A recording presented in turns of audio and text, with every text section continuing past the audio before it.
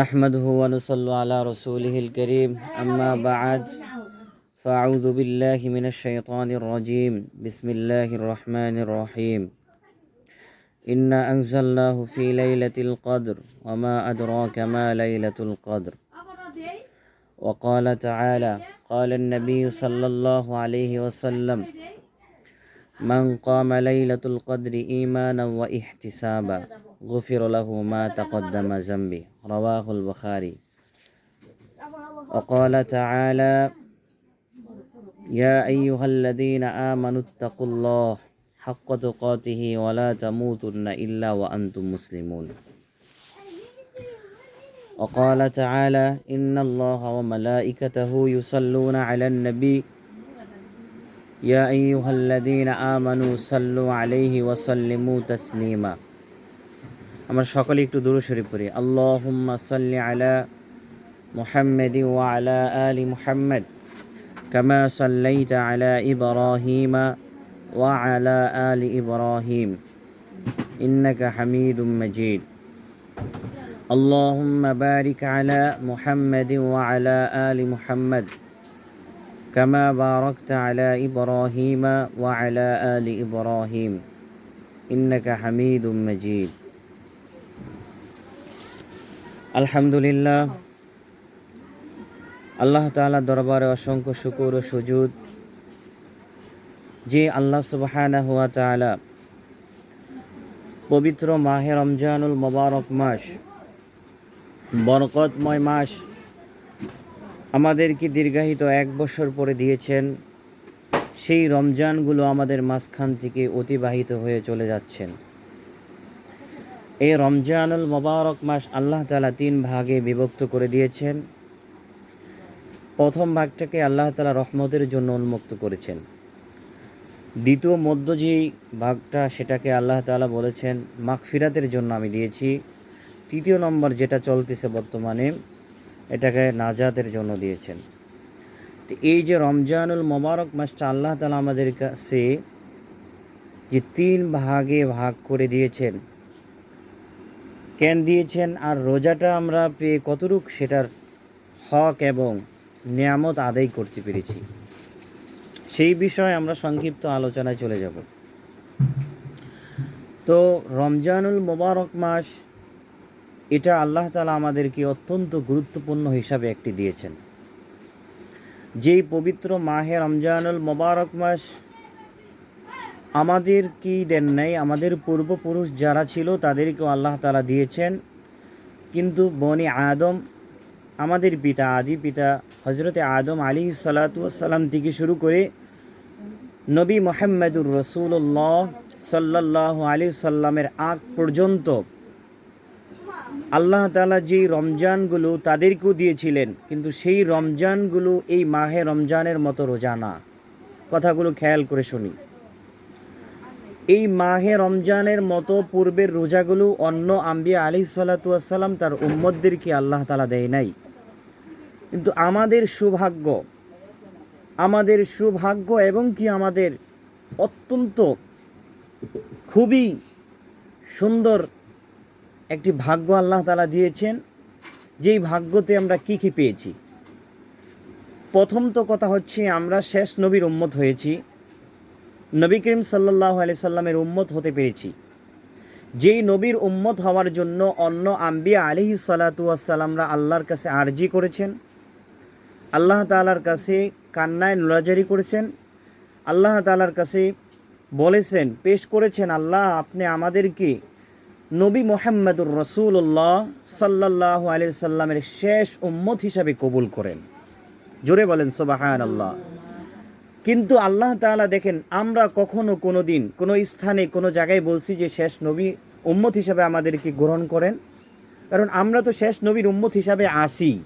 কথা বলেন, এটা কি শেষ নবীর উম্মতের হিসাবে আছেন না অন্য নবী? এটা শেষ নবীর পর্ব চলতেছে। এই নবীর উম্মত হিসাবে আমরা কখনোই আল্লাহর কাছে দোয়া করি নাই, কিন্তু দোয়া না করার আগেই আল্লাহ দিয়েছেন। কথাটা বুঝতে পেরেছেন? অথচ অন্য নবীরা এই নবীর উম্মত হওয়ার জন্য, নবীরা এই নবীর উম্মত হওয়ার জন্য আল্লাহর কাছে কত রাত, কত দিন, কত মাস কান্না করেছেন, আল্লাহর কাছে আরজি করেছেন যে এই নবীর উম্মত হওয়ার জন্য। কিন্তু আল্লাহ তাআলা তার মধ্যে একজন পয়গম্বরকে কবুল করেছেন। সেই পয়গম্বরের নাম হচ্ছে ঈসা রুহুল্লাহ। নাম কি? ঈসা রুহুল্লাহ। যেই ঈসা আলাইহিস সালাতু ওয়াস সালাম, কাকে কথা বলেন? ঈসা আলাইহিস সালাতু ওয়াস সালামকে কাকে বলেন?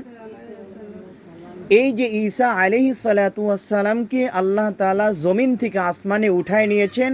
কিয়ামতের পূর্বে আল্লাহ তাআলা আবার ঈসা আলাইহিস সালাতু ওয়াস সালামকে আবার জমিনের মধ্যে আনবেন। সে জমিনের মধ্যে যুদ্ধ করবে, যুদ্ধ করে এই জমিনকে কালেমার পথে উড়ায় আবার সে মৃত্যুবরণ করবে। জোরে বলেন সুবহানাল্লাহ। তাহলে বলেন, আপনি আমি কথায় কোনো দিন কোনো স্থানে রূহ জগতের মধ্যেও কি কখনো বলছি যে আল্লাহ আপনি আমাদেরকে এই নবীর উম্মত হিসাবে, শ্রেষ্ঠ হিসাবে বানায় পাঠান? বলি নাই, বলছি? বলেন। কিন্তু আল্লাহ আমাদেরকে কতটা মহব্বত করে, কতটা ভালোবেসে, কতটা স্নেহর সাথে আল্লাহ তাআলা আমাদেরকে এই নবীর উম্মত হিসাবে বানায় পাঠাইছেন। এর চেয়ে আর নিয়ামত হতে পারে? কথা বলেন, এর চাইতে আর নিয়ামত হতে পারে? কিয়ামতের ময়দানে বলেন, কোন নবীরা সাফায়াত করবে না আমার শেষ নবী সাফায়াত করবে? কথা বলেন, কোন নবী? এই শেষ নবী সাফায়াত করবে, আর এই নবীর সাফায়াত আল্লাহ 100% গ্রহণ করবে। জোরে বলেন সুবহানাল্লাহ। এই নবীর সাফায়াত আল্লাহ তাআলা 100% কি করবে? গ্রহণ করবে। তা চিন্তা করেছেন আল্লাহ তাআলা কিয়ামতের ময়দানে আমার নবীকে আগে কি করবেন?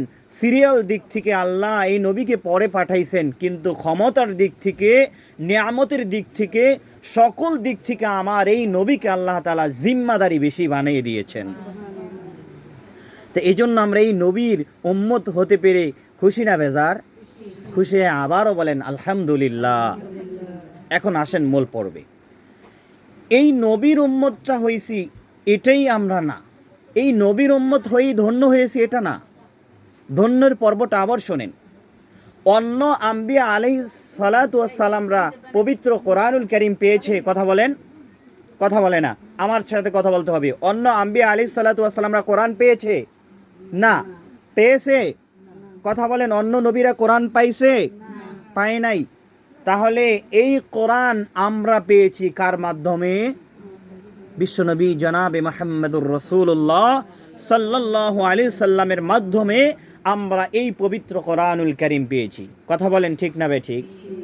তাহলে এই যে কোরআনটা আমরা পেয়েছি, এই কোরআনটা কি?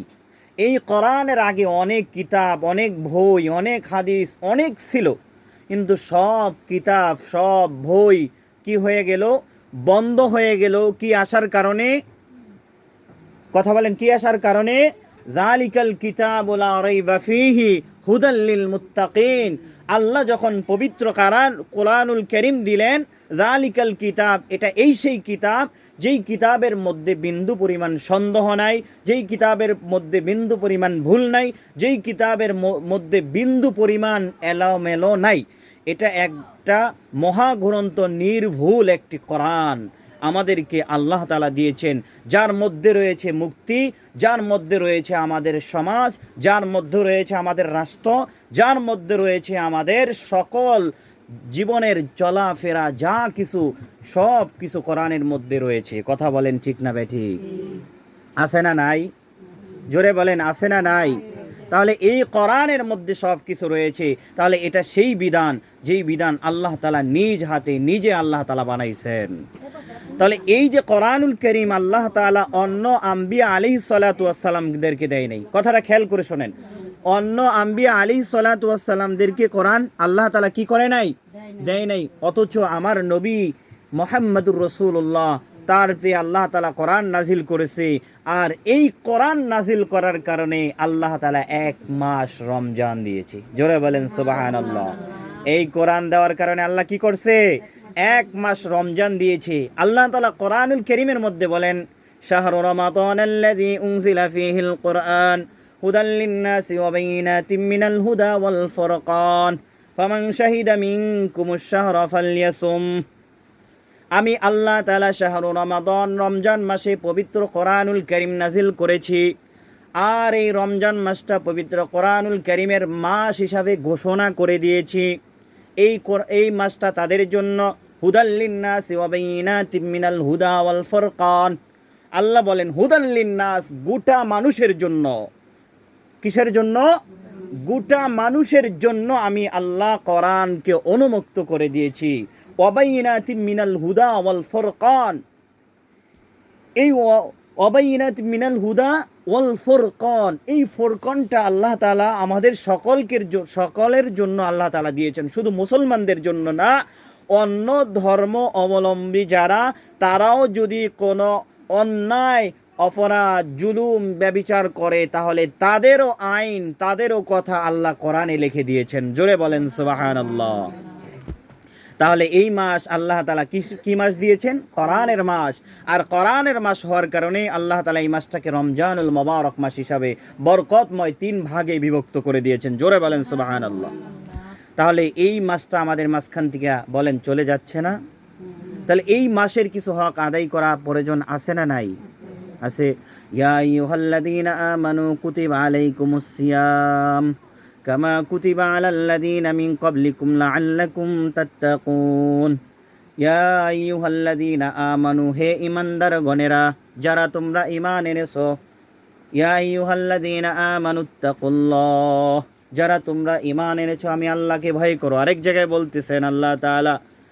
আবার আরেক জায়গায় আল্লাহ বলেন ইয়া আইয়ুহাল্লাযীনা আমানু তুবু ইলাল্লাহ, যারা তোমরা অপরাধ করেছো আমি আল্লাহর কাছে তাওবা করো। দেখছেন আল্লাহ জায়গায় জায়গায় যারা ইমানদারদেরকে বলতেছে, আল্লাহ তোমরা যারা ভুল করছো তওবা করো, তোমরা যারা ঈমান আনছো ঈমান আনার মতো ঈমান আনো, তোমরা যারা মুসলমান হয়েছো মুসলমান হওয়ার মতো মুসলমান হও।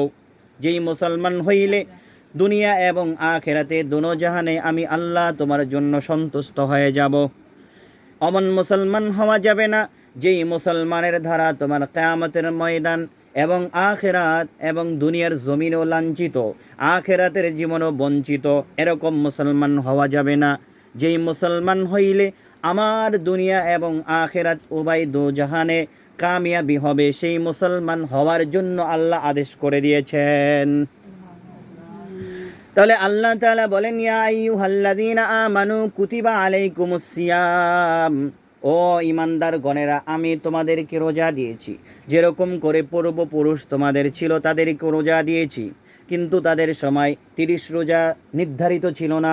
যখন আমার পেয়ারা জনাবে মুহাম্মদুর রাসূলুল্লাহ সাল্লাল্লাহু আলাইহি সাল্লাম দুনিয়ার জমিনে আসলেন, সে আসার পরে আল্লাহ তাআলা 40 বছর পরে তাকে কোরআনুল কারীম দিলেন। আর এই কোরআনুল কারীম দেওয়ার পরেই আল্লাহ পবিত্র মাহে রমজানের 1 মাস রোজা দিয়ে দিলেন। আর এই রোজার মাধ্যমে আল্লাহ বলেন, কেউ যদি এই রোজাটাকে সুন্দর করে গুরুত্ব সহকারে রাখে বা করে মানায়, তাহলে আল্লাহ বলেন এই রোজার বিনিময়ে আমি তার পিছনের সকল গুনাহগুলো ক্ষমা করে দেই। আল্লাহ তাআলা আল্লাহর নবী সাল্লাল্লাহু আলাইহি সাল্লাম হাদিসের মধ্যে বলেন, সোমু রুইয়াতিহি ইলাল লাইল গুফিরা লাহু মা তাকদ্দামা মিন যামবি, রাওয়াহুল বুখারী। আল্লাহর নবী বলেন, আকাশে যখন চাঁদ ওঠে, সোমু রুইয়া, তোমরা সিয়াম করো, চাঁদ দেখার মাধ্যমেই তোমরা সিয়াম করো, রাত্রে দাঁড়িয়ে নামাজ আদায় করো। গুফিরা লাহু মা তাকদ্দামা মিন যামবি, তোমরা যদি রোজার সম্পূর্ণ হক আদায় করো, তোমরা যদি রোজার সিয়াম করো, সাহরি করো, ইফতারি করো, রোজার যা কিছু আছে সবগুলা যদি করো, তাহলে আমি আল্লাহ তোমাদেরকে ওয়াদা দিলাম, গুফিরলা, তোমাদের পিছনের 11 মাসের গুনাহগুলো ক্ষমা করে দেই। মা তাকদ্দামা মিন যামবি, এবং সামনে যত গুনাহগুলো হবে সেগুলো আমি আল্লাহ তোমাদের ক্ষমা করে দেই। তাহলে আল্লাহ তাআলা পবিত্র মাহে রমজান আমাদেরকে দিয়েছেন, ইয়া আইয়ুহাল্লাযীনা আমানু কুতিবা আলাইকুমুস সিয়াম। এই সিয়ামটা আমাদের থেকেই না, আমাদের পূর্বপুরুষ তাদেরকেও দিয়েছিলেন, কিন্তু তারা 1 মাস পায় নাই। আর আমরা 1 মাস রোজা পেয়েছি নবী মুহাম্মাদের কারণে আর কোরআনের কারণে। আল্লাহ তাআলা আমরা 1 মাস রোজা পেয়েছি। এই 1 মাস রোজার মাধ্যমে আমরা আমাদের গুনাহগুলো ক্ষমা করাই। এই এক মাস রোজা পাওয়ার কারণে, এই 1 মাসের আমলের মাধ্যমে আমরা আল্লাহর কাছে মাসুম হিসাবে গ্রহণ করাই। আল্লাহ বলেন কেউ যদি সুন্দর করে রোজাগুলা করে আদায় করে পালন করে তাহলে সে যেন আমার কাছে মাসুম হয়ে যায়, সে যেন আজকে দুনিয়ার মধ্যে ভূমিষ্ঠ হলো। আর কোনো মাসুমের গুনাহ আছে বলেন? কেউ আজকে দুনিয়ার জমিনে আসলো, তার কি কোনো গুনাহ আছে? তাহলে আল্লাহ বলেন কেউ যদি রমজানের রোজাগুলো হক আদায় করে করে তাহলে আল্লাহ তাকে, আল্লাহ নিজে বলেন, মাসুমের কাতারে তাকে ঘোষণা করে দেয়। তাহলে রোজা কি সুন্দর করে আদায় করতে রাজি আছে না নাই? কথা বলেন, আছে না নাই? তাহলে এই যে আমাদের মাঝখান থেকে রোজাগুলা চলে গেল, রহমতের 10 দিন অলরেডি চলে গেছে, মাগফিরাতের 10 দিনও আমাদের কাছ থেকে বিদায় নিয়ে চলে গেছে, আজকে নাজাতের 3টি রোজা আমাদের মাঝখানে, তিন নাম্বার রোজাটাও আমাদের মাঝখান থেকে অতিবাহিত হতে যাচ্ছে। কথা বলেন ঠিক না ঠিক? তাহলে এই যে রোজাকে আল্লাহ 3 ভাগে বিভক্ত করছে, আবার এই 3 ভাগের সর্বশ্রেষ্ঠ ভাগ হচ্ছে লাস্ট দশককে আল্লাহ তাআলা ঘোষণা করে দিয়েছেন। কাকে বলেন? লাস্ট দশককে আল্লাহ তাআলা ঘোষণা করে দিয়েছেন। কারণ হচ্ছে লাস্ট দশকের ভিতরে আল্লাহ তাআলা লাইলাতুল কদর কি রেখে দিয়েছেন? কথা বলেন, লাইলাতুল কদর রেখে দিয়েছেন। আল্লাহর নবী সাল্লাল্লাহু আলাইহি ওয়াসাল্লাম এরশাদ করেন, আয়েশা সিদ্দিকা রাদিয়াল্লাহু তাআলা আনহা থেকে বর্ণিত, তিনি বলেন, নবী করিম সাল্লাল্লাহু আলাইহি ওয়াসাল্লাম ইরশাদ করেছেন, তোমরা রমজানের রোজাগুলোর মধ্যে লাস্ট দশকের রোজাগুলো কদরের জন্য বেজর রাত্রগুলোকে বেশি বেশি করে তালাশ করো এবং সেই রাত্রগুলোকে দাঁড়িয়ে নামাজ আদায় করো, বেশি বেশি করে কোরআন তেলাওয়াত সাদকা আদায় করো, কেননা ওই রাত্রটা আল্লাহর কাছে হাজারো মাসের চাইতে উত্তম। কোরআনে কারীমে আল্লাহ তাআলা সূরা কদরের মধ্যে বলেন, ইন্না আনজালনাহু ফি লাইলাতিল কদর।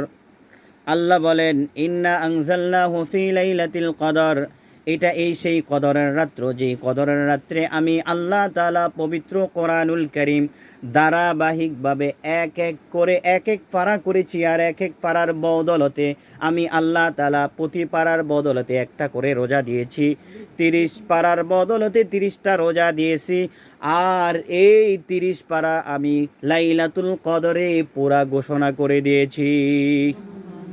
তাহলে এই যে লাইলাতুল কদর এত দামি কেন? কোরআনের কারণে। এই কোরআনুল কারীম আল্লাহ প্রতিদিন রমজানের এক এক দিনে এক এক পারা করে আল্লাহ ঘোষণা করেছেন, অথচ লাইলাতুল কদরের রাত্রে আল্লাহ পুরা কোরআনুল কারীম উন্মুক্ত করে দিয়েছেন। লাইলাতুল কদরে আল্লাহ তাআলা পুরা কোরআন সূচনা করে দিয়েছেন। লাইলাতুল কদরে আল্লাহ তাআলা পুরা কোরআন আমাদের মাঝখানে উপস্থাপনা করে দিয়েছেন। কথা বলেন, কিসে? লাইলাতুল কদরে। এই জন্য এই রাত্রটা আল্লাহর কাছে সবচাইতে দামি। এই জন্য কি আল্লাহর কাছে এই রাত্রটা কি সবচাইতে দামি? কেমন দামি? আল্লাহর নবী সাল্লাল্লাহু আলাইহি সাল্লাম ইরশাদ করেন, কেউ যদি লাইলাতুল কদরের লাইলাতুল কদরের লাস্ট দশকে এক রাত্রকে যদি এক রাত্রের একটা সিজদা যদি আল্লাহর কাছে কেউ দিতে পারে, একটা সেজদা যদি কেউ আল্লাহর কাছে দিতে পারে, আর সেই সেজদাটা যদি কবুল হয়ে যায়, তাহলে আমার আল্লাহ রব্বুল আলামিন বলে একটা সেজদা দেওয়ার কারণে হাজারো মাসের সেজদার সওয়াব তার আমল নামায় দেওয়া হয়। লাইলাতুল কদরের রাত্রে কেউ যদি একটি কোরআন তিলাওয়াত করে, একটি আয়াত, একটি হরফ তিলাওয়াত করে, তাহলে হাজারো মাস কোরআন তিলাওয়াত করলে যে সওয়াব আল্লাহ তার আমল নামায় সেই সওয়াব দান করে দেয়। এই জন্য আল্লাহ বলেন, নবীকে বলেন, লাইলাতুল কদরি খায়রুম মিন আলফি শাহর।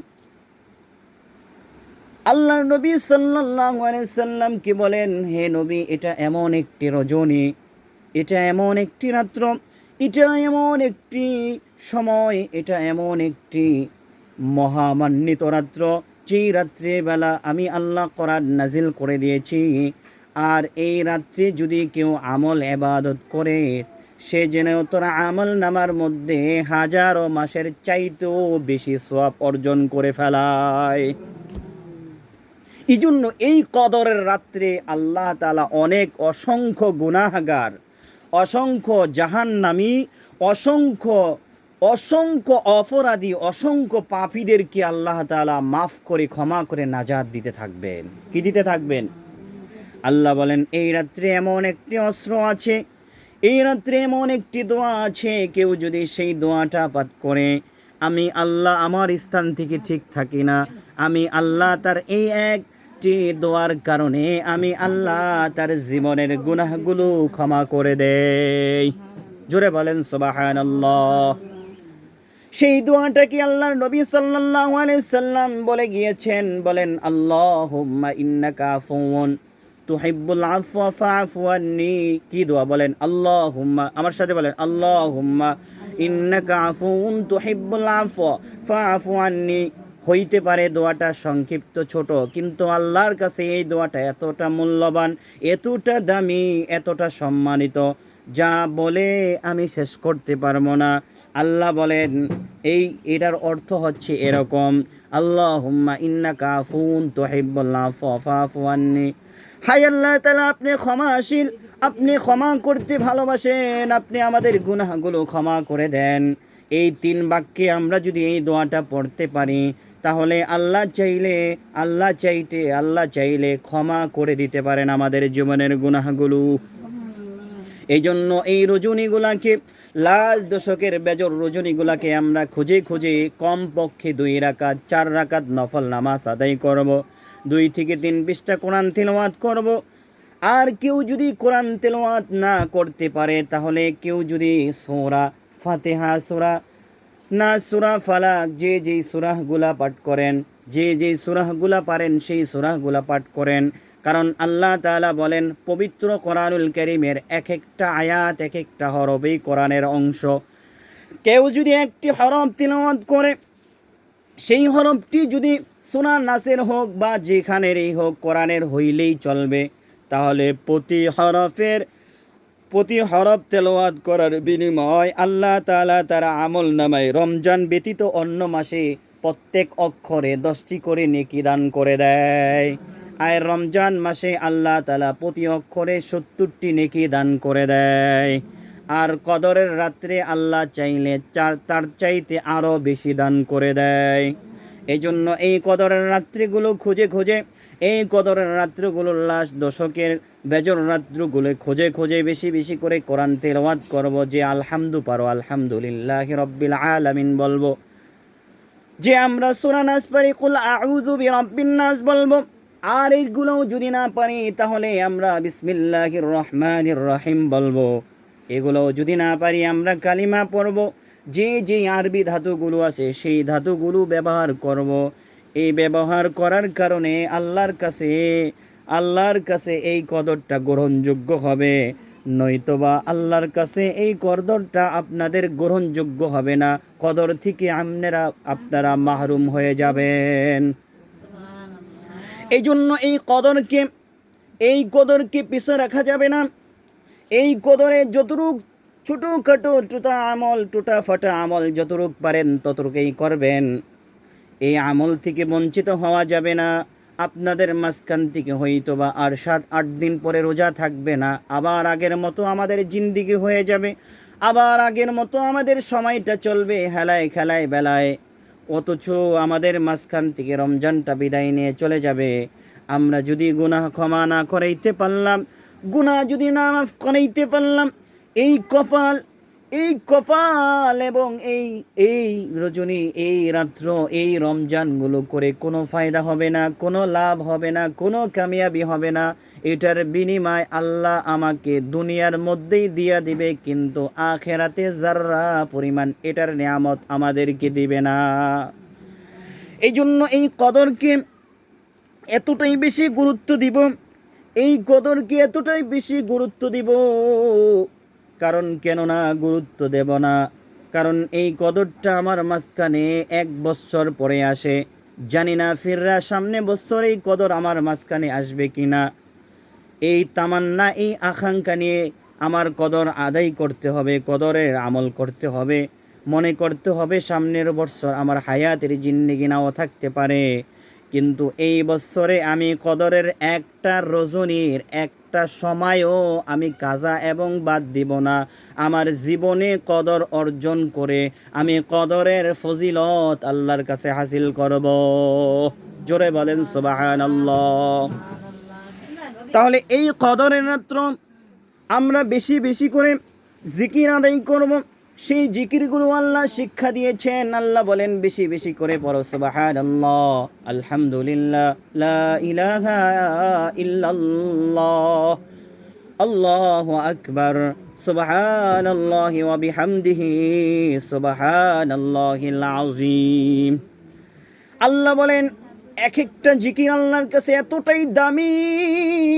আল্লাহ বলেন এমন জিকির আছে যেই জিকির কেউ যদি একবার পাঠ করে, আল্লাহ বলেন তার জমিনের শুরু লগ্ন থেকে শুরু করে আসমান পর্যন্ত যত ফাঁকা জায়গাগুলো আছে, একবার যদি কেউ আল্লাহর তাসবিহ পাঠ করে, তাহলে আল্লাহ বলেন তার আমল নামা পরিপূর্ণ ফাঁকা জায়গা দ্বারা ভরপূর্ণ করে দেয়।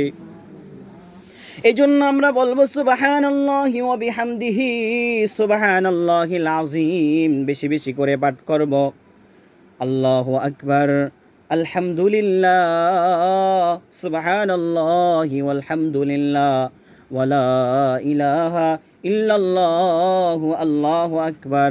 বেশি বেশি করে মুখে জপতে হবে এই কালিমাগুলো, বেশি বেশি করে মুখে জপতে হবে এই জিকিরগুলো, বেশি বেশি করে জপতে হবে এই এসএমগুলো। এই এসএমগুলো বলার কারণে আল্লাহ তাআলা তাদেরকে আশিক হিসাবে ঘোষণা করে দিয়েছেন। কেউ যদি আল্লাহর খাঁটি আশিক হতে চায়, কেউ যদি আল্লাহর কাছের কোনো মানুষ এবং বন্ধু হতে চায়, সে যেন আমি আল্লাহর এসএমগুলো বেশি বেশি করে পাঠ করে। এজন্য এই কদরের রাত্র, এই রমজানুল মোবারক মাস আমাদের মাঝখান থেকে করলেও চলে যাবে, না করলেও বিদায় নিয়ে চলে যাবে। কিন্তু আপনি না করলে কদরের কোনো ক্ষতি হবে না, কিন্তু আপনার ক্ষতি হবে। সেই ক্ষতিটা কি? আপনি হয়তোবা সামনের বছর পাইতে পারেন, নাও পাইতে পারেন, কিন্তু আপনি আল্লাহর কাছে হাজার মাসের নিয়ামত থেকে বঞ্চিত হয়ে যাবেন। এই জন্য আপনাদেরকে বেশি বেশি করে আমি বলতে চাই কদরের কথা। এই জন্যই, কারণ কদরটা আল্লাহর কাছে অনেক দামি। স্বর্ণ এবং মুদ্রা চাইতে হাজারো কোটি গুণ বেশি দামি।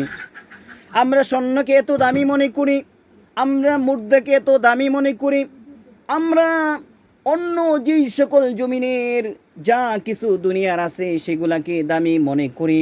অথচ আল্লাহ বলেন কদরের চাইতে আর দামি কিছু হতে পারে না।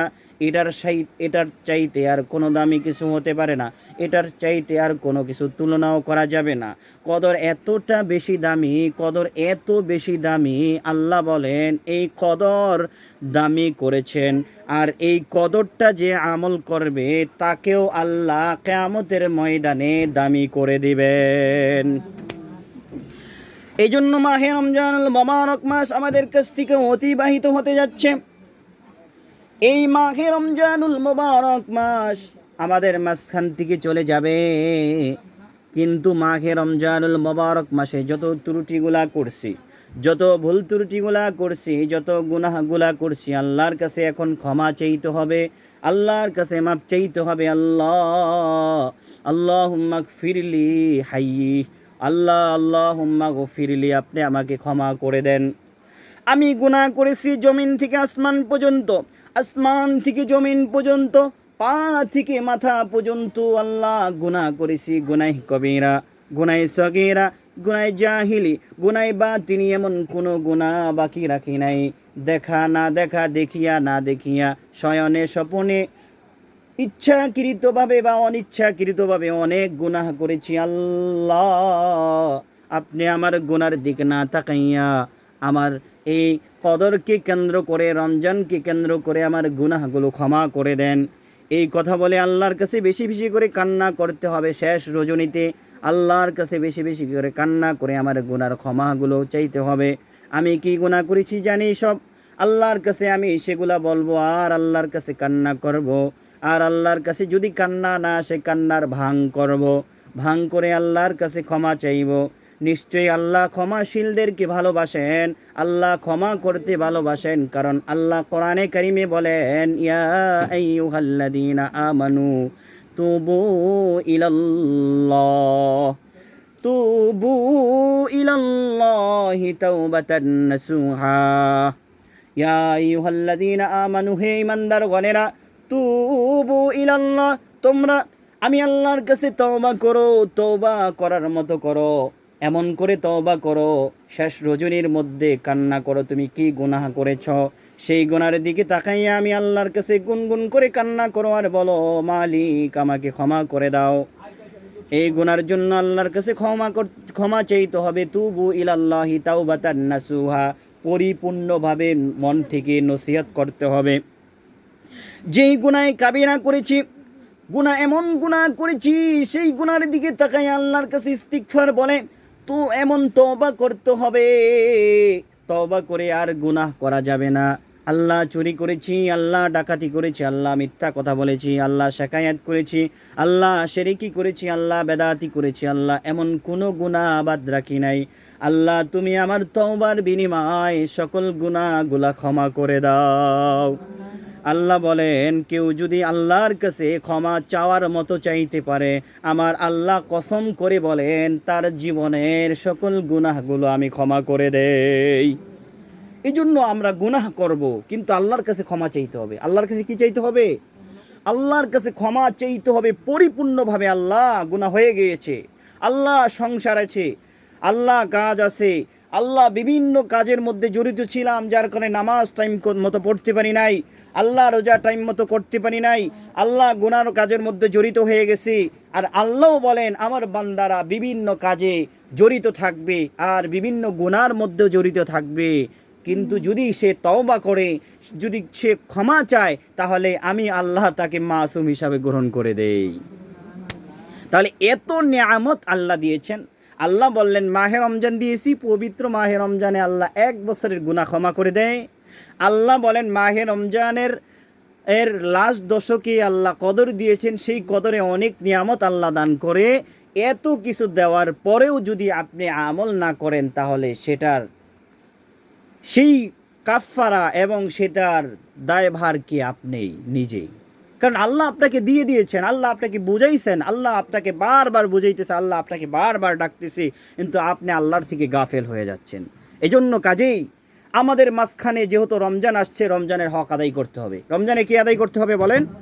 রমজানের হক আদায় করতে হবে। রমজানের রোজাগুলো যাই হোক পিছনে করতে পারি নাই পরিপূর্ণভাবে, কিন্তু এখন থেকে 7টা হোক বা 8টা রমজান আমাদের মাঝখান থেকে একটা রমজান যেন আমাদের মাঝখান থেকে এলোমেলোভাবে না চলে যায়। এখন থেকে আমাদের রোজাগুলা 7টা রোজা ভালো করে আমাদের জীবনের মধ্যে সাজাবো। হইতে পারে এই 7টা রমজানের বিনিময়ে আল্লাহ তাআলা বাকি রোজাগুলো গ্রহণ করে নেবেন।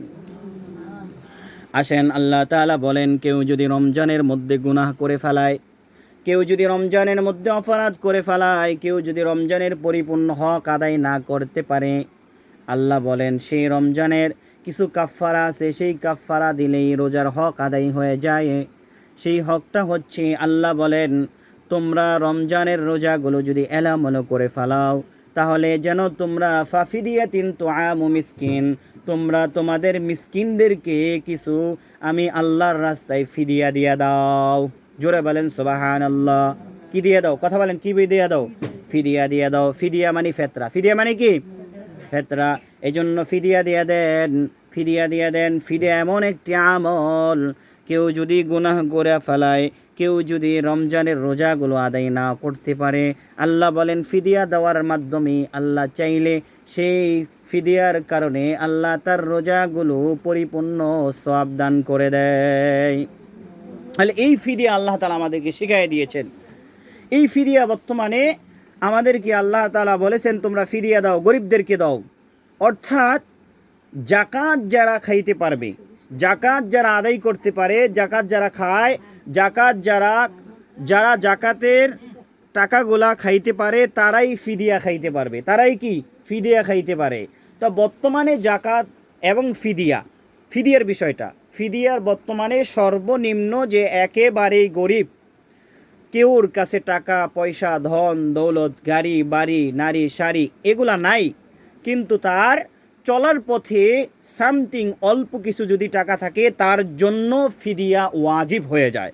আর এই ফিদিয়া তার জন্য সর্বনিম্ন বর্তমান বাজার মূল্যে ইসলামী ফাউন্ডেশনের ভিতরে এখন একটা জরিপ হয়েছে, সেই জরিপটা হচ্ছে 110 টাকা।